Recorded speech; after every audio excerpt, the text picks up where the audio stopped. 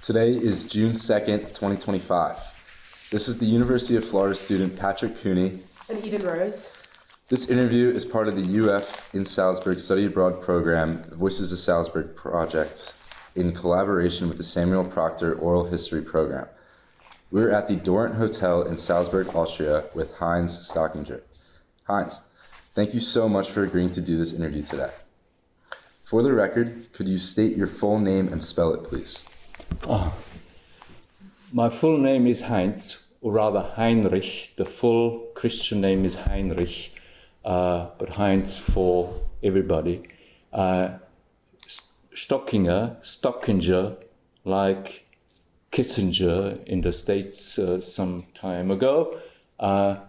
Stockinger, it's pronounced Stockinger, S-T-O-C-K, like the stock of merchandise, and Inger, like Kissinger, yeah.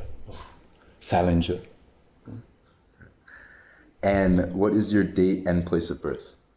I was born on November 16, 1947, 2 years after the end of World War II, in a village called Taufkirchen an der Pram, Taufkirchen on Pram, which is a small river in Upper Austria.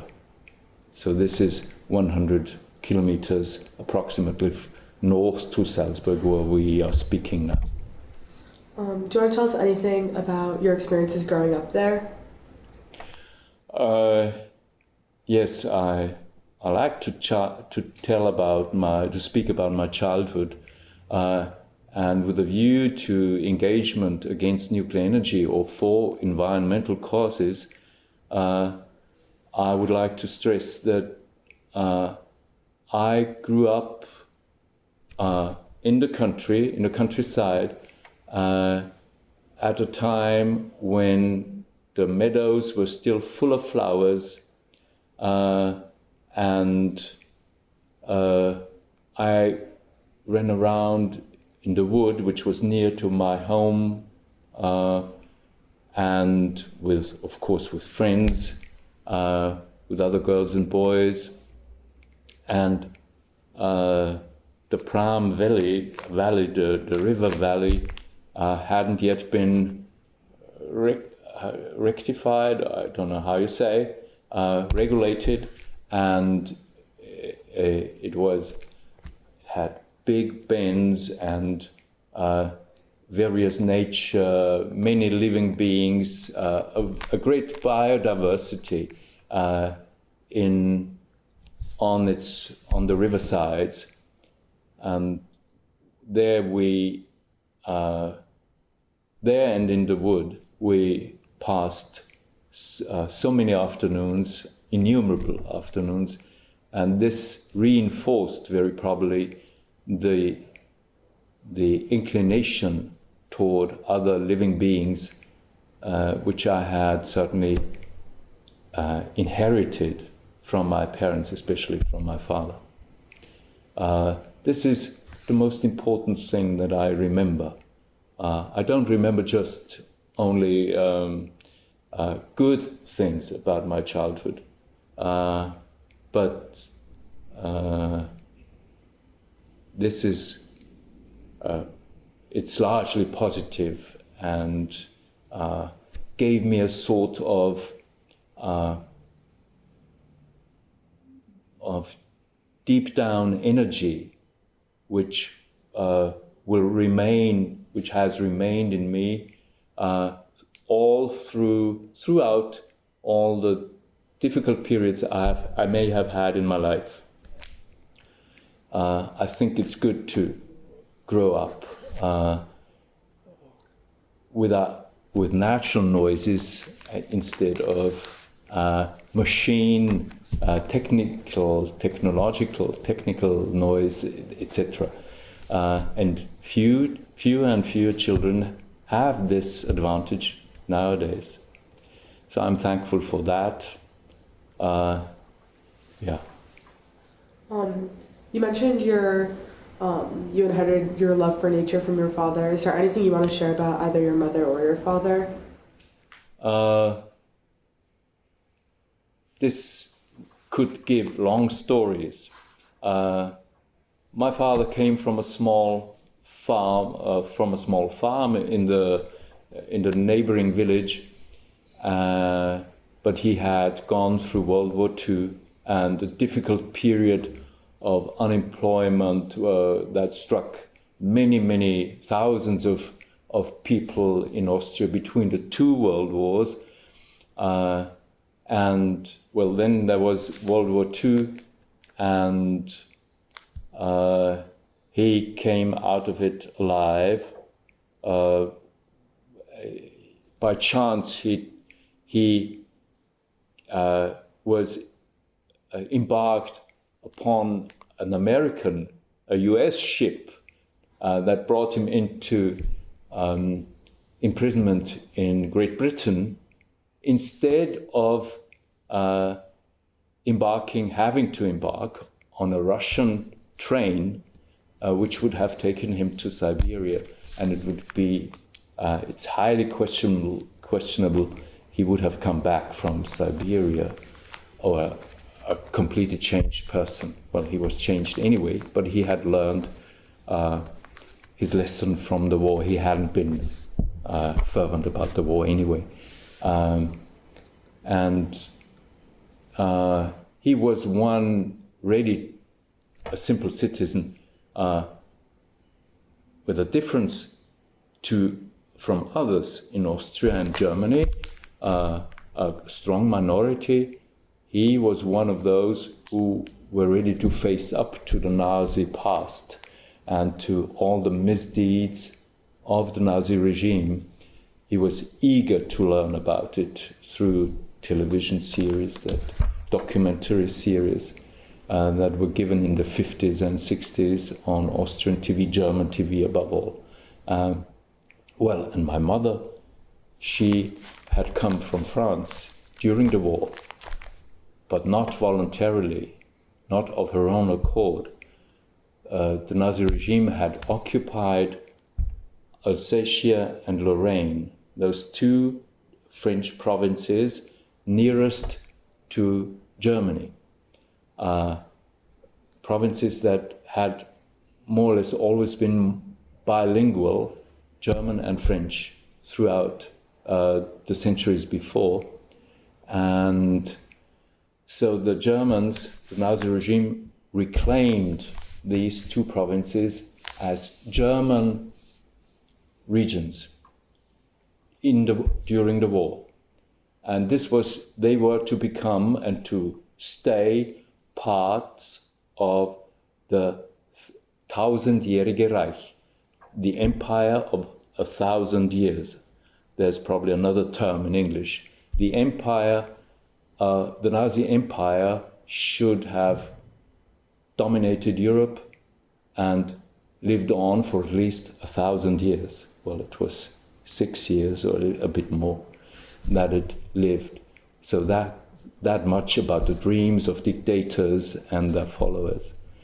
My mother was a young teacher in Lorraine, and all the young teachers, male and female there, about 600 in all, were assembled in Metz city, one of the capitals of Lorraine, for 6 weeks,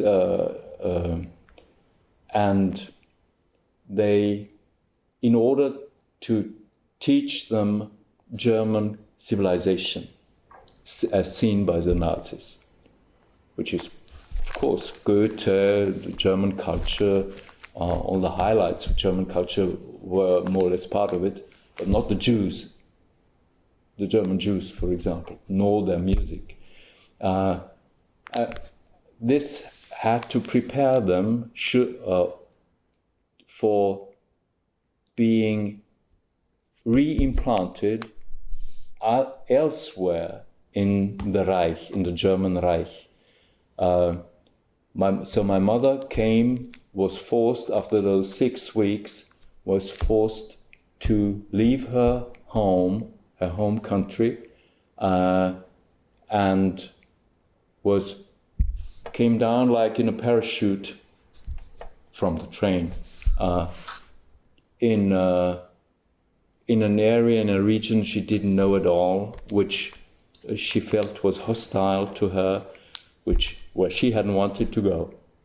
This was in Upper Austria, at Lambach, a small market town, and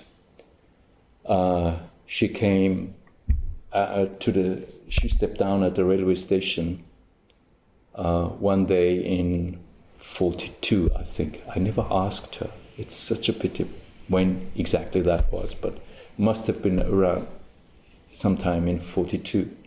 And as a 24, 25-year-old young teacher, and nobody was there to give her a reception. She didn't know the village, she didn't know the region, she didn't know the country. And she was supposed to be what the Nazis called Volksgenossen, a comrade of the German people, or within the German people. So this expresses a very close relationship between those that belong to the German people, Volksgenosse. Well, and no other Volksgenosse, no comrade was there to receive her stepping down from the train. And she didn't know where to sleep that night. So this sheds a light, I think a very telling light on the regime. And to make it shorter, the two, she and my father, by chance, of course, by coincidence, by destiny, became acquainted on a train. When my mother hadn't been received by the director of the elementary school where she was supposed to teach. He hadn't done anything to send anybody else to the railway station. But with time, what he did is start to, pursue my mother in a way. He wanted to not just, to get her in his bed. And this was horror to my mother. So finally, she was muted to another village, which was where I was born, Taufkirchen an der Pram, which was near to the Bavarian border, in the corner between the Danube River and the Inn River, which are two of the biggest rivers of Austria. And she wasn't happy there because Nazi presence and mentality was very strong there, even stronger than at Lambach. So every weekend she took the train again and went back to Lambach, her first place in Austria, to stay with the old couple that had given her shelter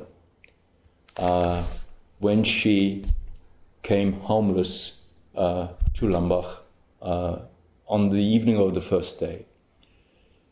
Well, and my father, must have been 43 then, came back on a vacation on permission from the West Front, from Normandy, for 2 or 3 weeks. And he went to see his girlfriend in Salzburg. And he met my mother on the train. My mother, in the railway station where you change trains, and at Wales. And, well, he must have been love at first sight. I don't really believe in this, but it must have been, because my father which was bad in a way. He changed direction. He went back on the train with which my mother went back from Lambach to her teaching place, the village of Taufkirchen, and he went back with her to get to know her more closely, and didn't go to Salzburg to his girlfriend there. Yeah. And, well, soon, very soon, a first baby came out of it, but this baby died. And so my mother was alone because my father had to go back to the front. Others like us, you and me, and, well, nobody who hasn't lived this can imagine, I think, what this is. For a mother with a baby that dies after 5 months, moreover, and the husband, because my father did marry her in the short time he had been on vacation, but he was back to the front, and you couldn't be sure, my mother couldn't be sure he would be alive the next day even. He came back in 1946 after imprisonment in Great Britain.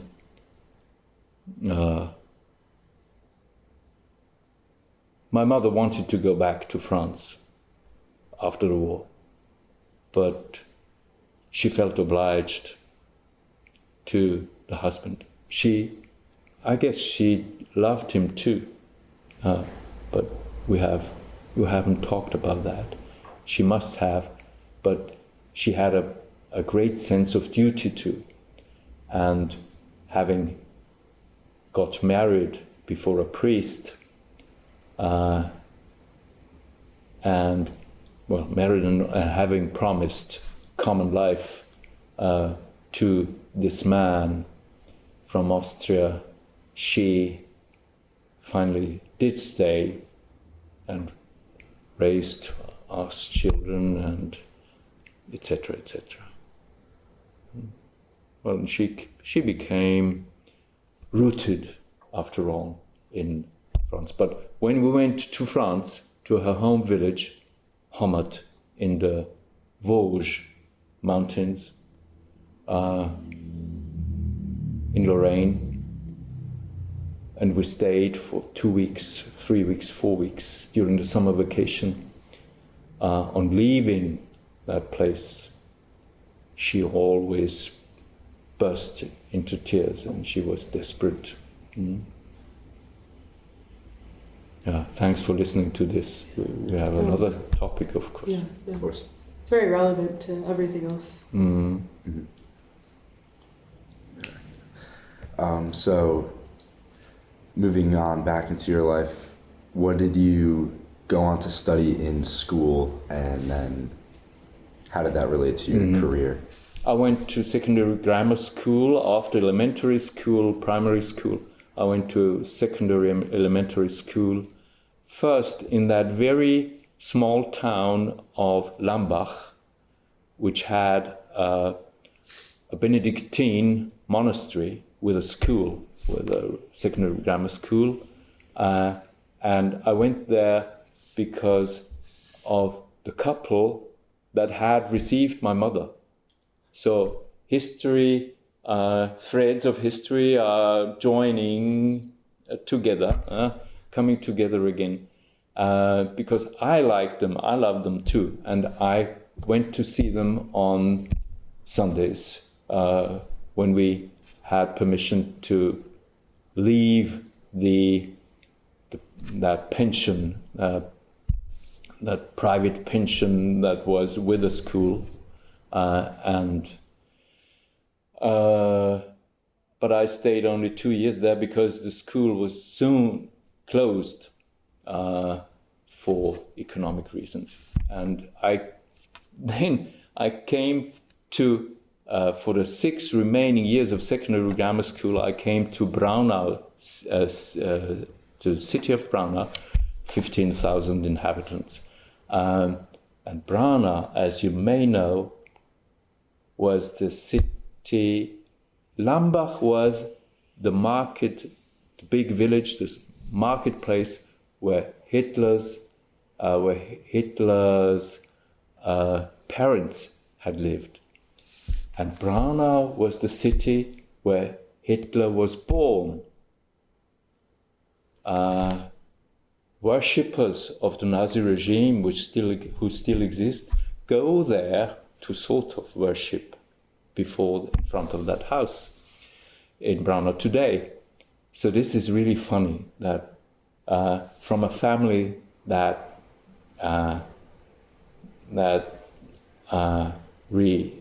refused National Socialism and the Hitler regime, etc., should have followed the traces of Mr. Hitler through in his youth.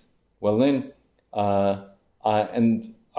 my preferences among the school subjects were languages.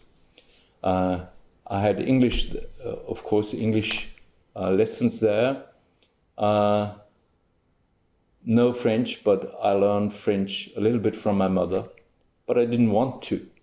But when I got 15, 16, my mind changed and I wanted to learn French, which I finally did in, courses by distance, or on the distant teaching with on written lessons, imprinted lessons. But anyway, I had the French language in my ear from my mother. And then I was gifted for languages. I wouldn't have needed my mother for that. And when I came to the university, I had the intention to study English and French. I almost wasn't taken, I was almost chased by the dragon of the Romance Language Institute because she asked me, she was in the room of the secretary, when I came there on an afternoon in 1967 after my military service, and she asked me, so you want to study French? Where have you, how many years of French have you had in school? And I said, I didn't have French lessons at school. How did you learn it then? Well, I have a mother who comes from Lorraine and who tried to teach me some, and I've done that course by distance. If you think that with a French mother you are ready, you know enough, you have the capacity to do French studies, you are heavily mistaken. And she wasn't wrong, because many can speak, of course, when parents or one parent has spoken from birth on with him or her in the foreign language, but they very rarely they know that language, French, in living in Austria, being born in Austria, living in Austria, know French or English very well for talking, but not on an academic level, grammar, etc.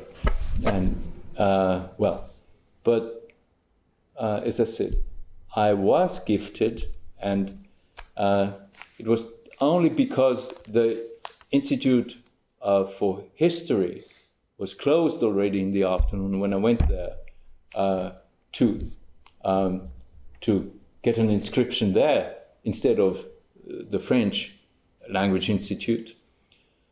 The History Institute was closed, so I told myself, because I had to go back to Taufkirchen in the evening, well, anyway, I'll try French after all. And the dragon, within inverted commas, turned out to be a very capable lady. She taught Spanish, but she spoke French very well too. She was a big intellectual, etc. We never talked about that she had almost chased me from the institute, and just by a thread, if you see what I mean, by a thread, I wouldn't have studied French if it had been for her. So I did studies in English and French literature, but above all, language and linguistics. And then I went on, after having got my degree, I started teaching at the Institute of Romance Languages, French language, French translation, and French civilization. And that did bring me, after some time, also in touch with one of the most and first big nuclearized countries in the world, France. So how did you go from teaching French in France to having this career in nuclear energy? At what point did you think that maybe that was the path for you?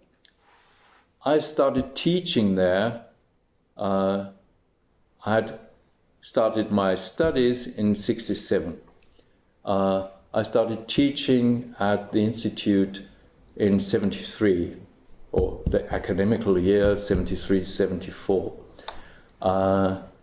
And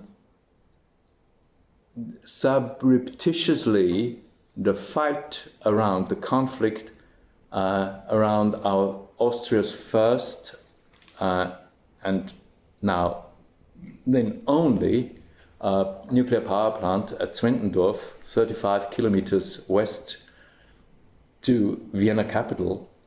The fight had sort of started in a sort of underground.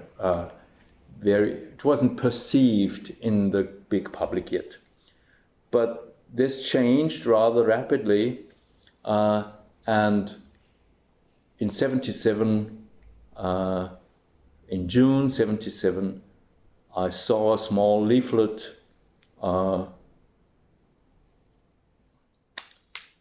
glued to a wall in Salzburg city, inviting people to join a bus to Zwentendorf for a demonstration against the nuclear power plant there.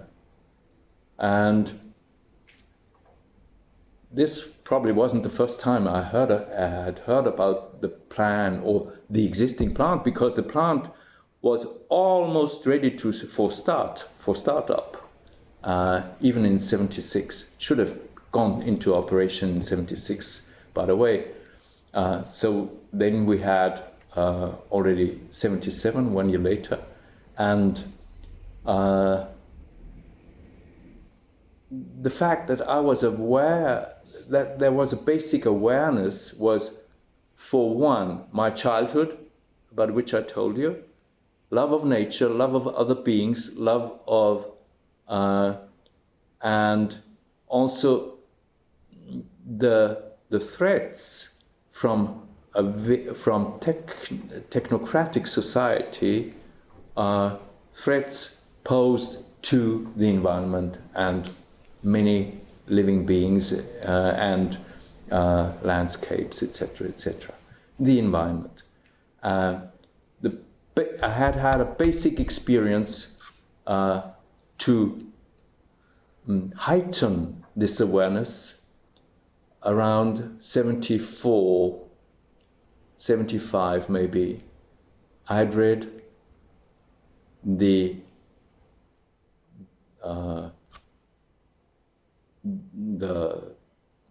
story, the documentation, but which read like a novel, like a police and criminal story. And Americans have a gift for this. Not just Americans, but Americans do have. And the author was Rachel Carson. Rachel Carson, who wrote about the tremendous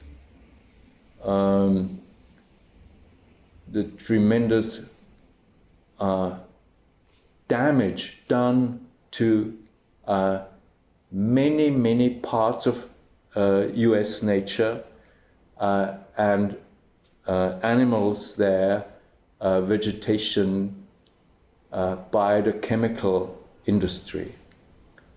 And this was the first time that I got aware of the link between politics and industry, big industries. I won't condemn big industries or small industries just by 100%. We all need it. The way things are, we all need it. But life and preservation of life, of biological health, etc., in the long run is, basically, is the more important thing, because without this, without the basis of life, mankind won't survive or gets into many difficulties. Just think of Seveso, the Seveso chemical accident in Italy around 78 too, or Bhopal, the Bhopal chemical factory owned by a US trust, which left hundreds of thousands Indians sick and suffering from chemical substances they hadn't been sufficiently protected from, etc., etc. We might, of course, think of the link between civil nuclear use and the military use, which is a very close link. And the atomic bomb is, as we all know, a sword of Damocles hovering above us for decades now, and which goes on hovering above us. So Rachel Carson made me, and The Silent Spring, the book, The Silent Spring, because birds die when insects die, and insects die when too many pesticides, insecticides, etc. are thrown onto fields, meadows, and come into the rivers, etc. Reproduction is thwarted, is made impossible, or the arms, how do you say, the coat of arms of the United States shows an eagle, doesn't it? Yeah. And that American eagle was on the verge of dying out because his reproduction didn't function anymore, because when the females, maybe the males too, sat on the eggs to make breed, to breed out the young birds, the shell was so weak, had gotten so weak that it broke. So of course the small eagles couldn't develop even within the egg. Well, that was Rachel Carson, and who had increased my awareness of environmental problems and of the political side to it, that is, the link of interests, the very, very strong link of interests between especially big industries and politics, governments, political parties. So once for all, I had understood that pattern of the functioning of public life and of democracy, because democracy is very often, real democracy is very often too much influenced by these ties. And that was the case in with Zwentendorf nuclear power plant and the introduction of nuclear power in Austria too. But by a very narrow margin, we managed to put sand into the machine in 77, 76, 78. And finally, from 77 on, I was part of this, and I became very quickly.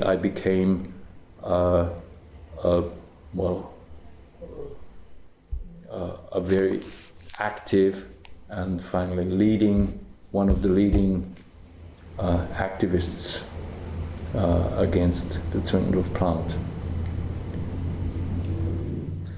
And so we just talked about how there was actually a power plant in Austria. The country as a whole was very close to starting nuclear energy. Mm-hmm. How did the fight and the movement go with you and the whole organization to flip the country around and have it as it is today? This was a kind of miracle. The coincidences helped us because they showed, inadvertently, unexpectedly showed grave mistakes, blunders by the government on the one hand and the electrical production utilities in Austria who had Zwentendorf built and who wanted to operate it.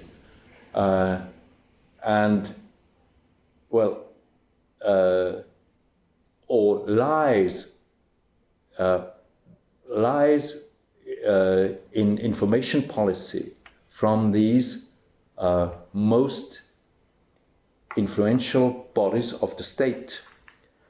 And we had, on the other hand, we were managed to put the common cause always before, with difficulties, but always before ideological differences between what is commonly called the left and the right.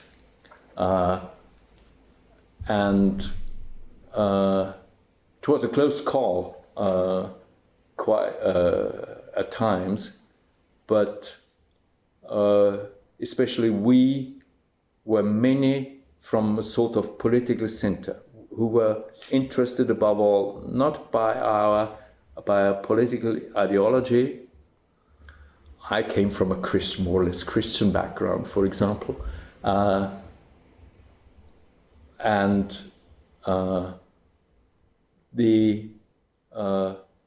we center people. We were many who politically, ideologically were rather liberal, open to learn from others,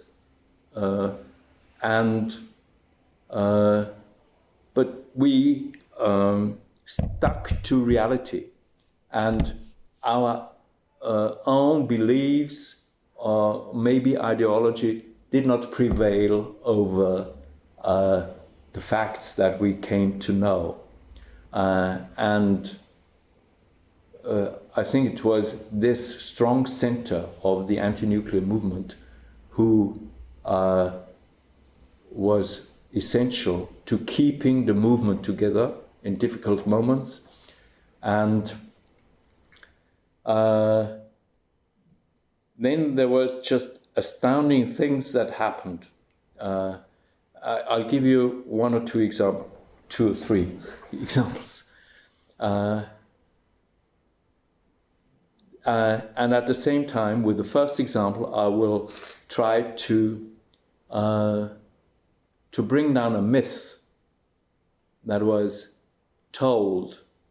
There was a storytelling by the pro-nuclear people before and especially after the referendum, which had brought a no to putting Zwentendorf into operation.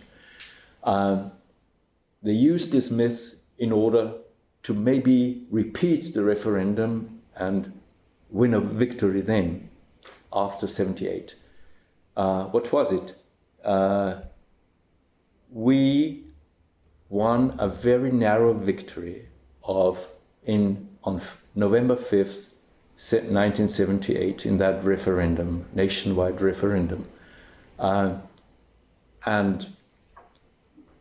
the majority was 50.46 or 47 no's and 49, 40.46 or something like that percent yes.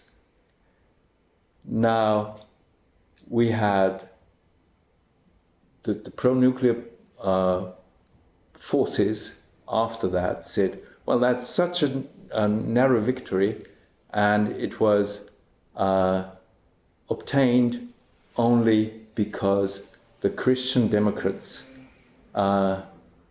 with the closest ties to the industrialists and to the electricity producers in Austria, they had wanted to get Chancellor Kreisky, Socialist Chancellor Bruno Kreisky, off power.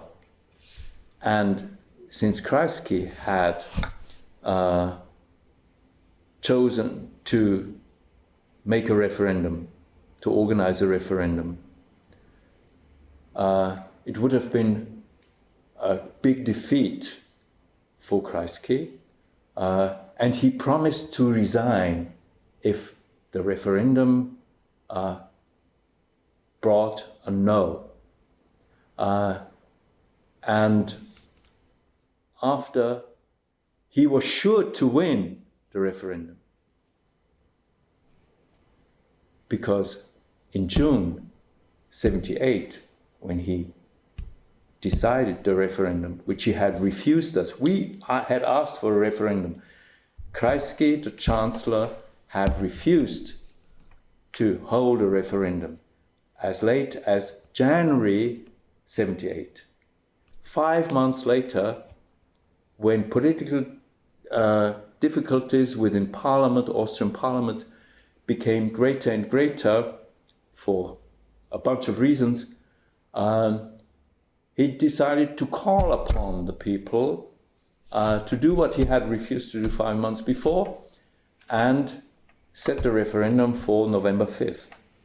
That was 4 months odd before the referendum. The polls had shown that 50% of the Austrian population, voters intended, Austrian citizens intended to vote in favor of, 50% in favor, and only 26 to 28% intended to vote no. So Kreisky was sure to win. And then happened what has happened nowhere else in the world, to my knowledge at least.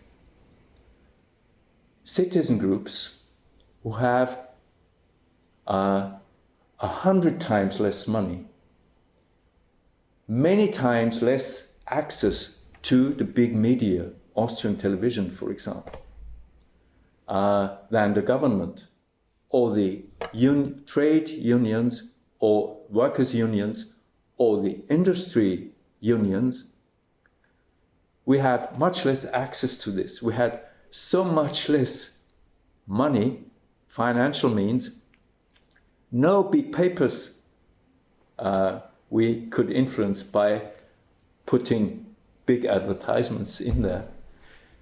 And how did we manage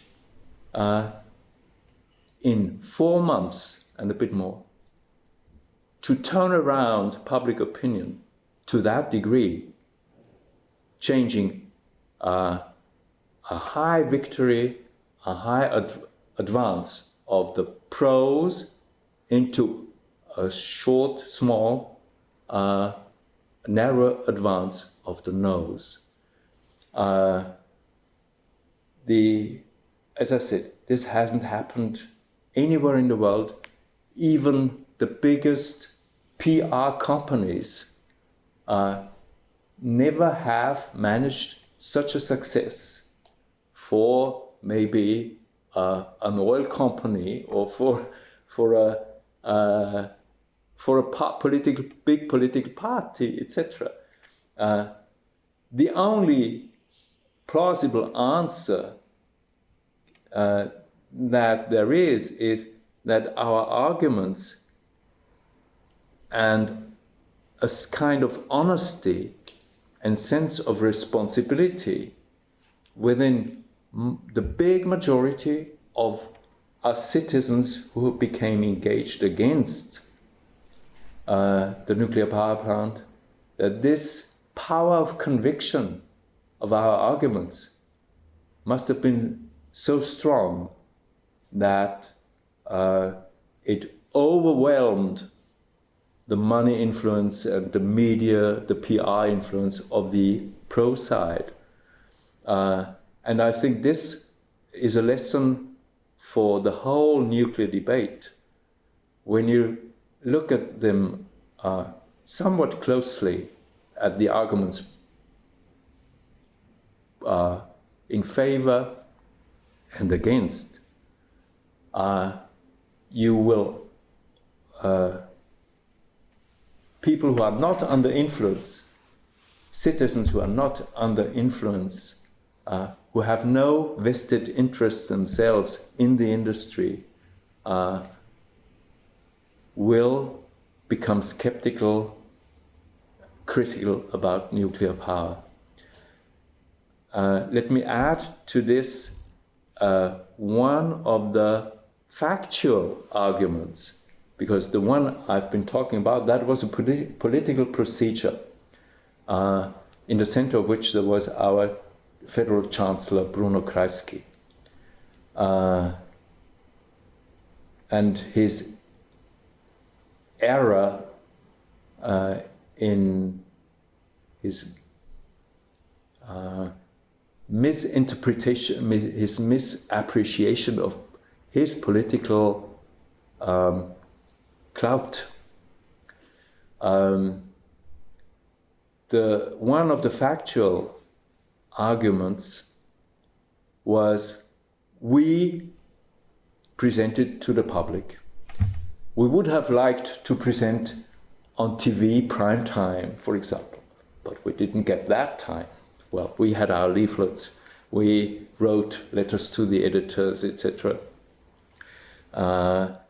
One lady in Vorarlberg province, the most western province of Austria, region of Austria, Vorarlberg, the lady's name was Traudi Ringer, wrote a letter to Chancellor Kreisky every day, from the day he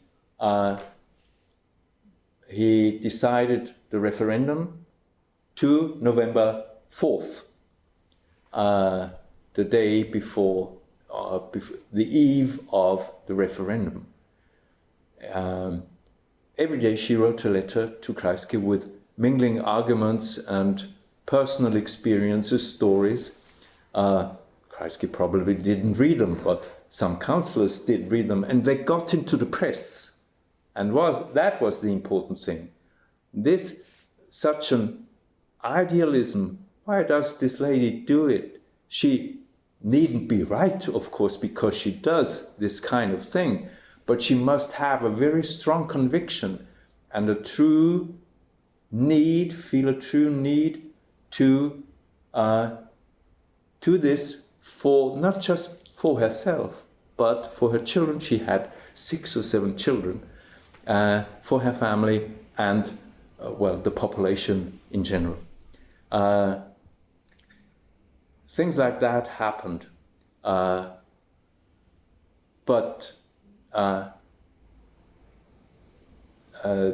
the fact that I wanted to recall is that we had, and certainly Mrs. Rindre in one of her letters had reminded Chancellor Kreisky that the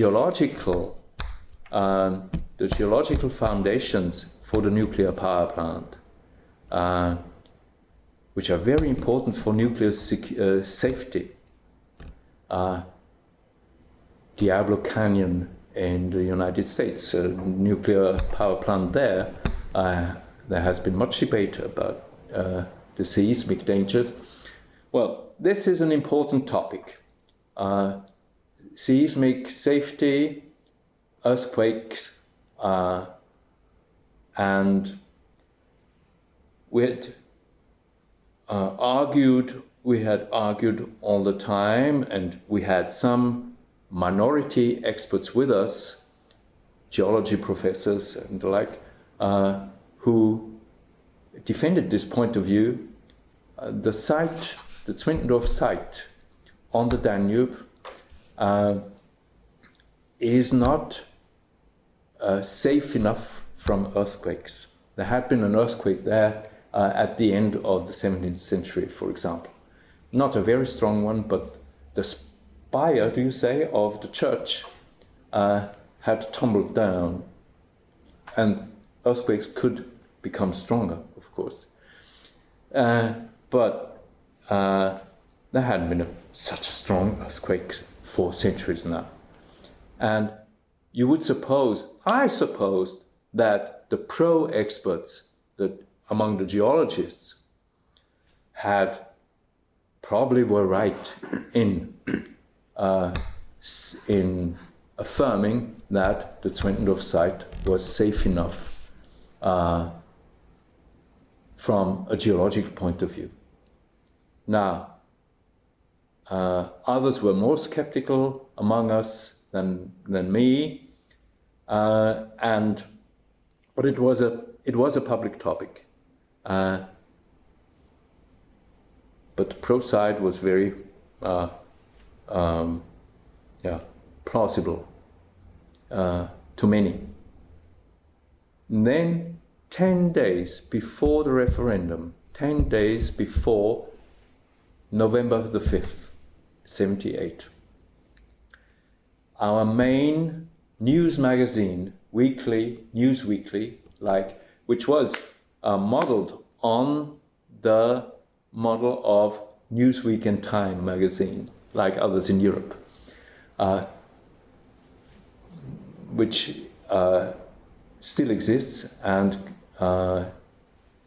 is named Profile. Profile published an article about a geological expertise that nobody knew, that had been hidden not just from the public, but from most of the governments, from the ministers, from the politicians, from the political parties, from almost anybody. And those who didn't know, they shut their mouth. Nobody had talked. No journalist had known about it. It had been made 18 years before. It had slumbered, it had slept in some drawer for 18 years. It was made and it was done in 1962, well before the decision to construct the Zwentendorf power plant at that site. So there would have been time to choose other sites. Huh? No, but this was 35 kilometers from Vienna capital, and it's better from a money point of view to be able to deliver electricity to the biggest Austrian city over a distance of 35 kilometers than have it at a much greater distance. And who had done that study? That wasn't anti-nuclear scientists. That wasn't that fringe of the scientific community who had been skeptical very soon about nuclear power, and in this case about geological safety. It had been done by the most official of bodies, by the National Geological Institute, a government body, a body counseling the Austrian federal government, and had been hidden from the public. So this made a big row in the public now. 10 days, imagine that. This has hidden from us 18 years. And the journalists, of course, felt sort of offended too. And it was in all the papers after having appeared in Profil magazine 10 days before the referendum. And that did very much to turn around public opinion. And we had I could tell other stories like this with maybe a little less impact, but with strong impact too. And this had called into question, of course, the whole credibility of the pro-nuclear camp. And I assure you that you have this kind of stories in every nuclear state. In France, for example, but they have been in the States, and all of them needn't be known even now. So you say that at the time of the referendum, it was pretty close, like 49 to 50%. Yeah. What was the percentage, if you know, at like the peak of the movement, when like the most people were against nuclear energy? That came much later, after that first decisive moment and decision in 1978. We got Chancellor Kreisky wanted to take the car, the automobile in movement, to jump upon that unimaginable victorious camp of the no to nuclear power people. So all of a sudden he realized this is a big force in society, and he had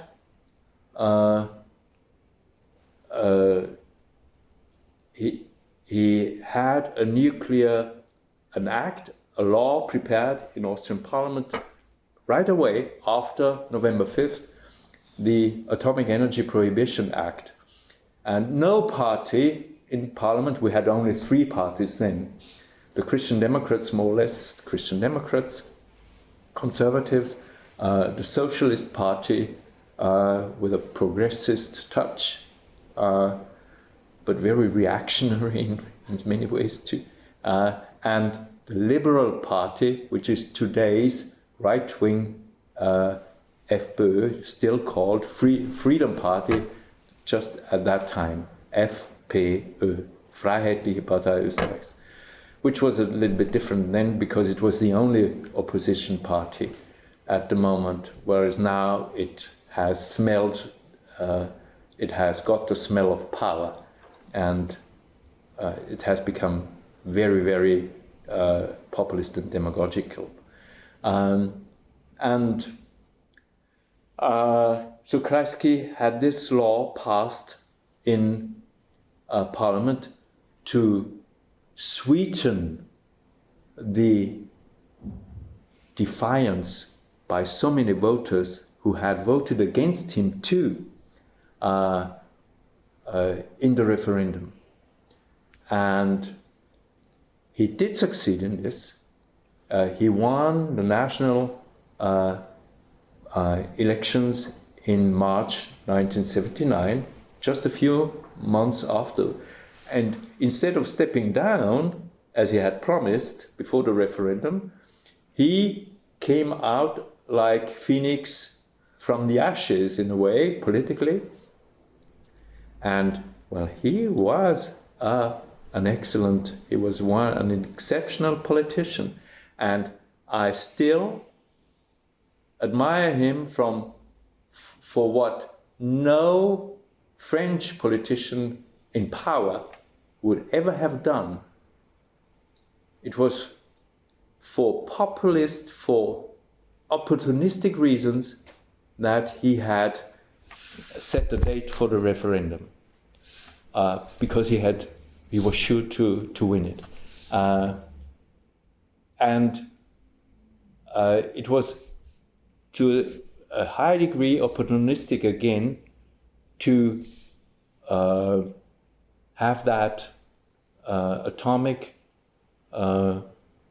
Prohibition Act voted in Parliament after the referendum to satisfy the no voters. But in very few countries, if any, and certainly not the nuclear states like France, or let alone the Soviet Union and the United States too, I think, a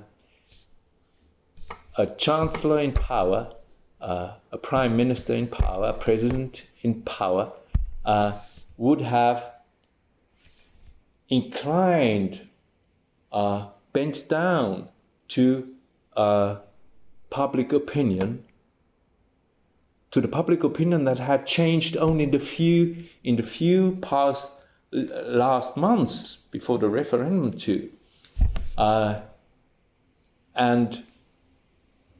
But Kreisky did.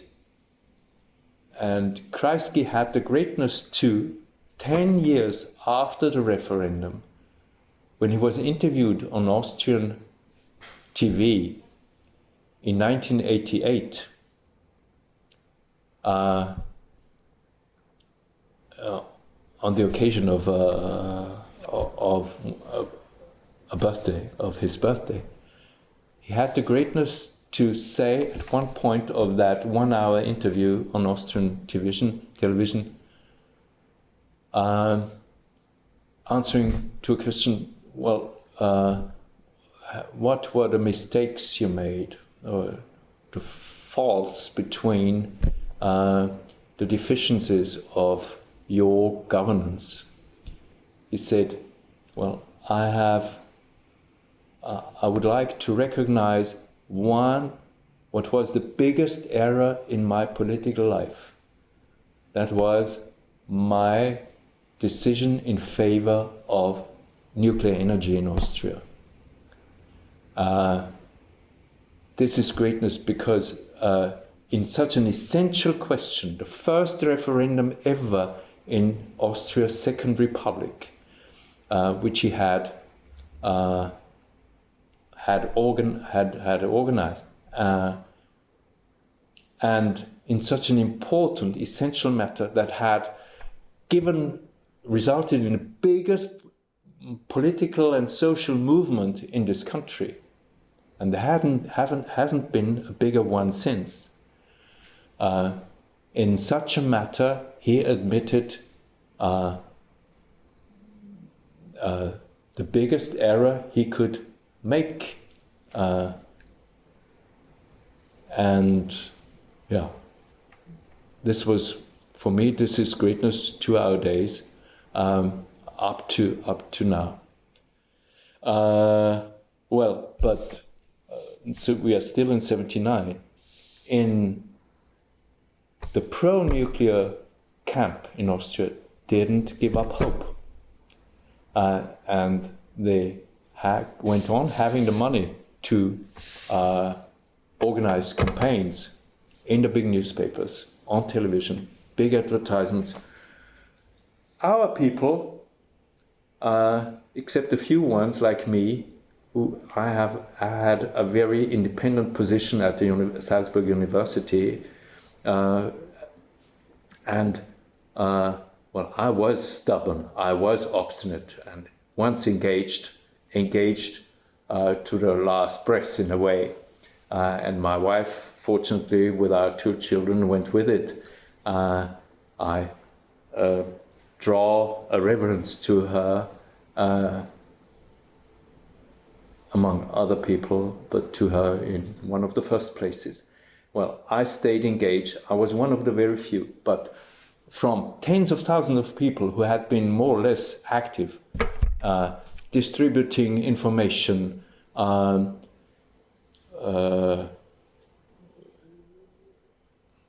roniotyping, you don't know the technical process of it. That was a sort of polycopying leaflets, primitive leaflets that were handouts that we distributed in public places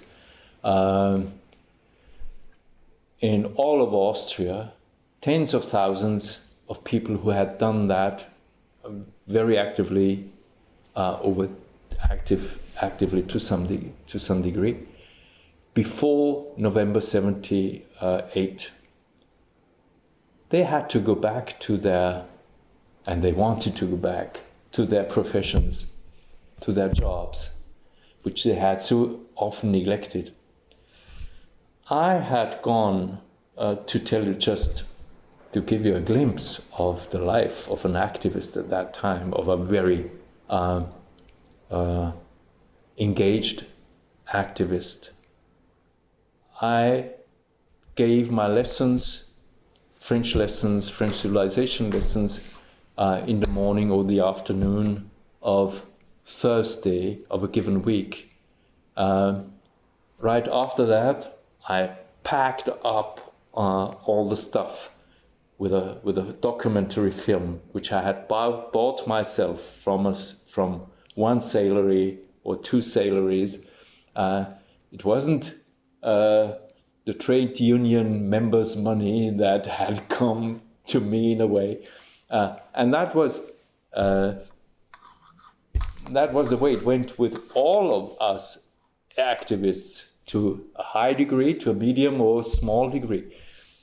We paid our means of information ourselves.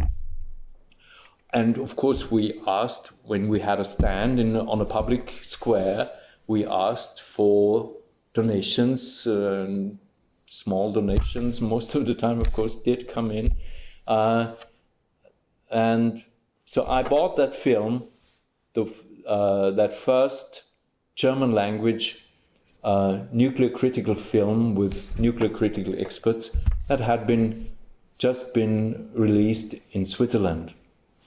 And I packed up the film, the projector from the Institute, and 8mm or 16 millimeters film tape. And I went in my Renault French car. I went to Upper Austria, to a village in somewhere a lost corner of Upper Austria. I had to be there at 7:30 p.m. And then I showed the film, gave some complimentary information, and then there was time for questions or remarks, etc., for discussion. The discussions very often lasted for a long time because people were really keen on information at that time, and not all of them, of course, believed right away what I said or what the film showed. But it did convince many of them. because, for example, Professor Sternglass, who was one of the big first, along with John W. Goffman, was one of the renowned, at least until he got engaged against, very renowned specialists for the effects of low-level radiation effects on health, on human health. He was chair. He had a chair at the University of Pittsburgh, and he was influential for the anti-nuclear movement in the United States too, and far abroad. He appeared in that film too, which was called Living with Nuclear Energy. I showed this, well, and after that evening event that should have been closed at 9:30 maybe, but which closed at 10:30, 11 p.m., I was tired. I got into my car with all my stuff again and went back. And on the street, on the road, in the night, with little traffic, and for a large part on the highway, straight on, no distraction, almost no distraction. I got even more tired, and that was dangerous. I came home around 1 o'clock or 2 o'clock in the night. I went to sleep, and next day, not every day, but very often, next day, say Friday, it was the same again. I did my lessons. I taught at Institute, 2 hours, 4 hours. I had to prepare the lessons too, of course. I had to do corrections, etc.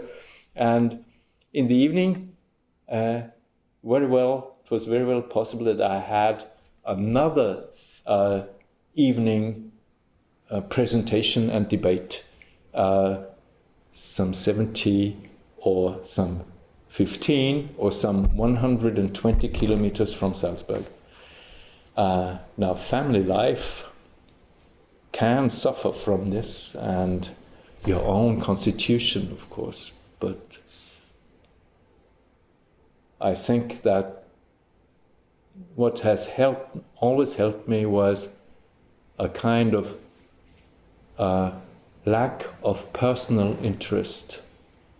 It was disinterest. I didn't do it for myself. Wrongly or rightly, I did it. In my mind, I did it rightly. It was a very right and big necessity in this country and beyond. But I needn't be right from an objective point of view. But for me, in my eyes, and then I was confirmed by so many other people with time, I didn't do it for personal interests. I didn't earn anything with it, anything material. But I did it because I thought it right. And this is probably that gave me the main factor that gave me the energy to stand all the stress, etc., and to dive through difficult periods that went with it. That was 78, 79, and then the pro-nuclear with their possibilities of information and propaganda, they managed they launched a popular petition, which is a official political procedure that exists in Austria and existed then, a popular petition, and they had to reach, at that time, I think it was 200,000 signatures from Austrian citizens to bring it before Parliament. And that could have given Parliament another chance for another referendum, for a second referendum on the nuclear power plant. And they would have shut all the channels that we had managed to open during the first campaign. They wouldn't have been taken by surprise again, because none of them believed, as I told you, I myself, I didn't believe we would win. I believed that we would win more supporters, more voters until 5th November 78. But I didn't believe we would win. So the pros, of course, didn't believe we would win. And then that had happened and had taken them by surprise. In a second referendum, that wouldn't have happened.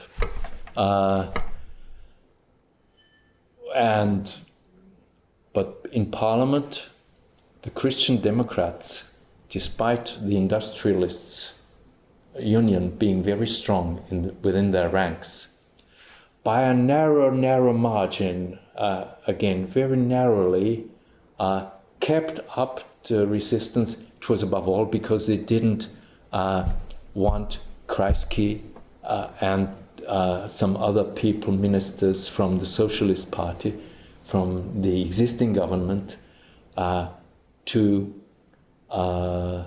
win that battle after all, because the Christian Democrats hoped to win the next election. And they couldn't have lost the nuclear critical citizens for that. So that popular petition by the pro-Zwendorf camp failed after all. But they didn't give up. They went on, and you got, where have I got it? Public ministers, high politicians, or representatives from the industry, from the vested interests, they kept on preparing a counter to the maybe most effective argument we had on our side. That one was linked to geology again, but not geology for the site of the nuclear power plant. So a geology, an argument, geology at the front end of the nuclear fuel chain, but geology at the end of the nuclear fuel chain. Big radioactive nuclear waste issue. And the Kreisky was followed by another socialist chancellor called Chancellor Sinowatz. He supported a new referendum and resolving the nuclear waste question, the question of high-level nuclear waste. Where shall we put it once the fuel rods, the used fuel rods, fuel elements come out after 3 years? Every 3 years you have to change them. They come out and of the nuclear power plant, of the reactor. Where shall we put them? The referendum campaign had shown that people in Austrian regions, and there were some such communities or districts in all of the Austria's federal regions. We have 9 federal regions, and in all of them there had been, we had got hold of a map of the possible sites, of the potential sites for a high-level nuclear waste repository in Austria, and there had been sites chosen by the official geologists again in every of the 9 federal regions. And the people there didn't want that repository. And that was their main argument why in those regions, in those districts, in those communities, municipalities, there were massive no's to Zwentendorf operation in November 78. So the pro-nuclear camp knew that we have to solve within inverted commas. We have to propose some solution for the nuclear waste question issue. But we can't propose a repository in Austria because this will rouse the population there at once, and of the whole region, like Upper Austria.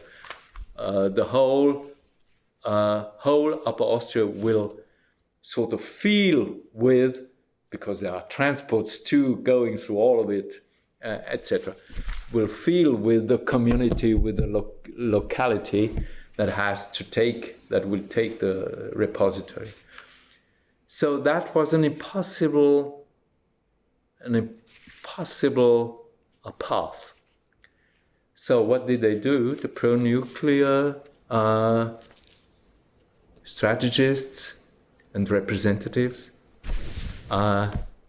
they struck up contact with other countries where Austria might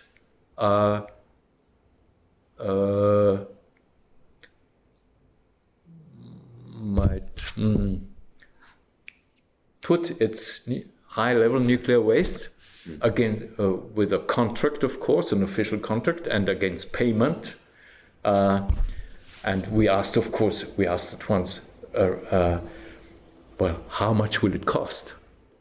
How can the cost be assured? How can you be sure that the cost won't rise in 10 years, or in 100 years, or in 1,000 years? Because such repositories have to function, have to have surveillance, police around them for tens of thousands of years. Finally, inimaginable. Well, but Austria, and in this case, the Chancellor himself, Mr. Sinowatz, Kreisky's follower, got a message from the Soviet foreign minister, Gromyko, who was a world figure at that time, Gromyko. Gromyko phones or sends a telegram to Chancellor Sinowatz. Gromyko kabelt Sinowatz. The USSR will take the nuclear waste from Zwentendorf. I have a similar headline from Austria's biggest newspaper, daily newspaper, the Kronenzeitung, which says more or less the same for China, ready to take high-level Austrian waste from Zwentendorf in a repository in the Gobi Desert. Now imagine that Zwentendorf had gone into operation, and the nuclear waste, there would have been a contract with the Soviet Union or with China. And what these regimes were and have become. If the contract had remained upright, intact, well, how much would we pay? We would be blackmailed by Mr. Putin now. We could be blackmailed any time to any to any cost by the Chinese government, etc., etc. And then there's the problem of continental transport by train, by airplane, airplanes fall down, by ship, etc. But this was minor. So this shows, this is a perfect, an essential example, illustration of the of where the responsible citizens are and where the irresponsible peoples are. The people influential in Austria, very influential in Austria, down from the Chancellor, they would have, in order to put Zwentendorf into operation after all, despite a referendum they lost, they were ready to strike contracts with regimes like that, which would have delivered Austria, at least financially, to foreign powers we couldn't have stand up to in any way. And you can imagine many sort of desperate fates Austria which could have fallen upon Austria and Austria's economy, and probably in the long run we would have had to keep our nuclear waste ourselves anyway. So I think this shows the worth of making such a documentation. I took this paper home from the cafe, Tomaselli Cafe, where I went every day, not just to drink the coffee. I drank the coffee. I went there. I started going there, drinking a coffee or a tea, in order to have the right to take the old, to take the today's dailies in the evening when they closed. Yeah. Thanks for listening so far.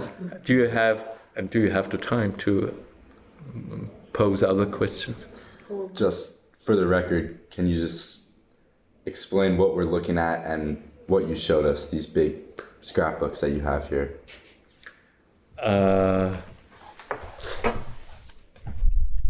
So this is these are the Zwentendorf, how do you call this kind of thing? Scrapbook or a binder? Binder? Binders, yeah, okay. Well, kept the essential information, and where have I got the one? This is about Harrisburg happening in the United States in March, at the end of March 79, and even the big trade union boss, at that moment, he changed by 180 degrees and said, like all the rest of Austria, now everybody's glad about the no to Zwentendorf. And Mr. Benja, that's the name of the trade union boss, one of the most powerful, mighty persons in Austria. But he changed his view again about a year or two after that. And it was only in... so he was behind trying to find a nuclear waste repository in some foreign country too. In Egypt or Iran were two other countries which were contacted. And again, imagine that with the Iran mullahs or the Egyptian dictator. And the question that was got off the table once for all in Austria with the Chernobyl accident only in '86. This convinced everybody, especially so because Austria was struck heavily by one of the two big clouds of radioactivity coming with the weather of the moment, the rains of the moment from the east, which is rather there. We normally get the rain from the west, but at that moment, it shows how by accident or the way things happen uncontrollably, destiny, rare things can happen and get across all the plans that have been drawn up so carefully and beautifully. You can never be sure. It's essential not to put on Earth such big sources of catastrophe. Because once you do it, the circumstances, a constellation of circumstances will come sooner or later in which that catastrophe, potential catastrophe, will happen sooner or later. What did I want to show you?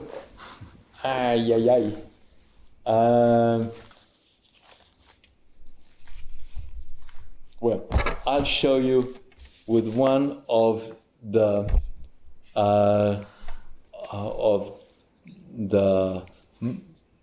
gazettes that our little citizen group, Salzburg citizen group, has been publishing ever since Chernobyl and the cross-border fight against the nuclear reprocessing plant planned in Germany, in Bavaria, across our border, not very far from our border. And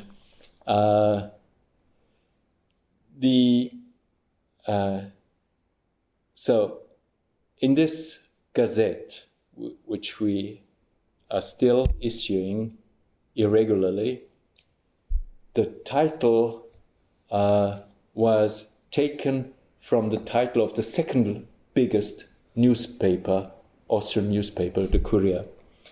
In 1975, front page again, May 1975. That's 50 years back from our days, almost day by day, and what does the headline say? The big caption: 7 nuclear power plants are planned for Austria, or planned in Austria. So in 75, the official plan was to have at least 7 nuclear power plants planned, and mind you, not less hydroelectric power plants, not less gas power plants, not fewer coal power plants even, but more of all of it. That headline belongs as the whole politics and argumentation of the electricity industry at that time, and political parties that went arm in arm with them almost totally. Every 10 years we have a doubling of electricity consumption. We have a sort of a very similar argumentation again in the very recent years, with artificial intelligence. Elon Musk, who utters plans like we need a construction of a nuclear power plant, and we want safe nuclear and steady electrical production for this. We will need a big nuclear power plant for a big AI factory in this place, in that other place. And with all the artificial intelligence we already have, electricity consumption hasn't risen like it should have. So maybe it will, but it's not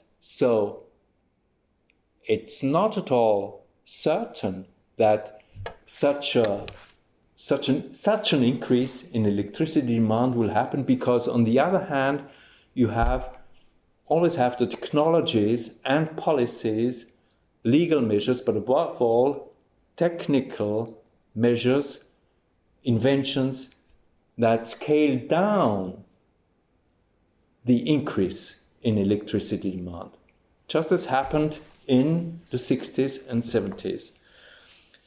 But that was what the Austrian government and the industry prepared for us, and we didn't get the 7, and we should have had them by 2010. And after 2010, more probably than those 7. If electricity demand had stepped up the way they had forecast. And there had always been people, specialists, experts, who had warned, no, consumption won't rise in a linear way like you forecast. But they were the scientific minority as for geology and other big aspects of nuclear energy. Well, we didn't get the 1, we didn't get the 7, we didn't get 15 or more, and we have no coal power plant anymore. Almost no gas-fueled power plant. We have a little bit more hydroelectric power, and then we have wind power and solar electrical power too, photovoltaic power, and we have rationalized, not systematically at all.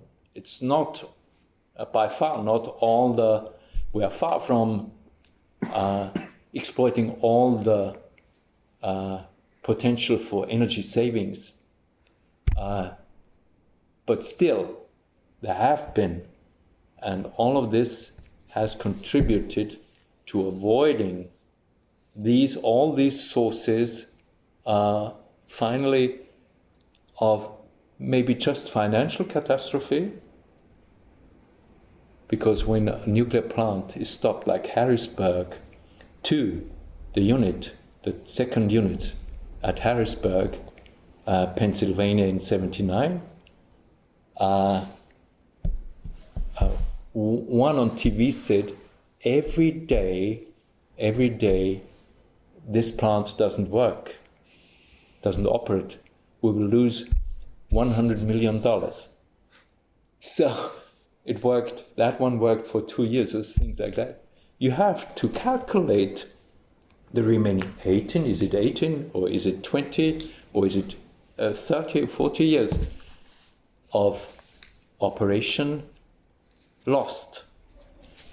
So it's it's a financial question, and maybe a financial catastrophe paid by the taxpayers or by the payers of the electricity fees, of the electricity bills, or the big Chernobyl-like catastrophe.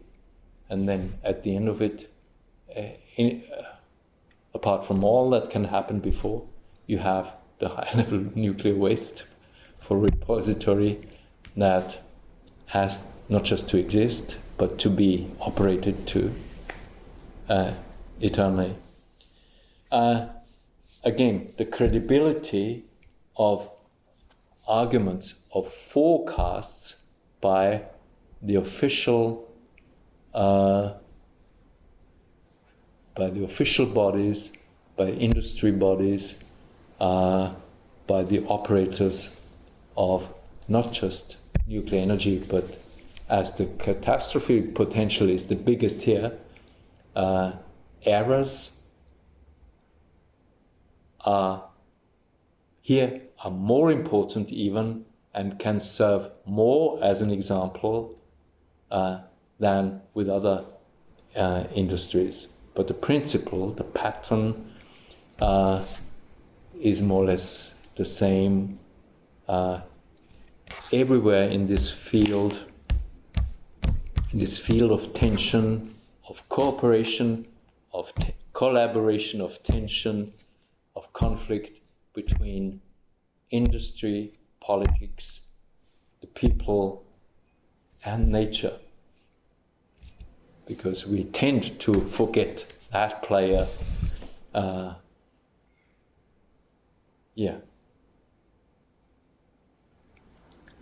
I think that headline is such a testament to all of the work you've done to go from that headline to now in 2025 with no nuclear power plants in Austria. Before we end the recording, is there anything else you would like to share for the record?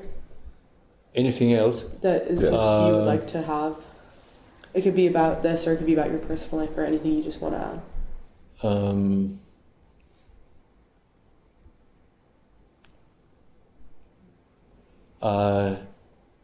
As I told you before the interview, I have a very aching head today, and I'm sorry for